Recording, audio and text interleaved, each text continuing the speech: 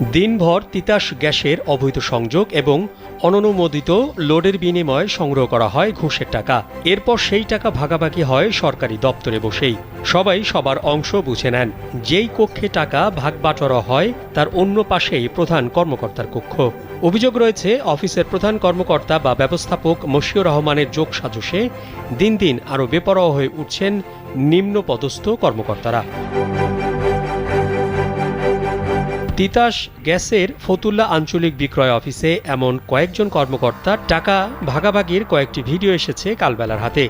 ভিডিওতে টাকা ভাগাভাগিতে যাদের দেখা গেছে তাদের মধ্যে রয়েছে সহকারী কারিগরি কর্মকর্তা মোহাম্মদ হারুন শেখ, সিনিয়র প্রকর্মী ইসমাইল প্রধান, পিসি অপারেটর মোহাম্মদ হাসান ইমাম, সাহায্যকারী মোহাম্মদ শামসুদ্দিন ও সিনিয়র গাড়ি চালক মোহাম্মদ সুলাইমান। স্যান্ডেলিনা সো, রূপচর্চায় আভিজাত্য।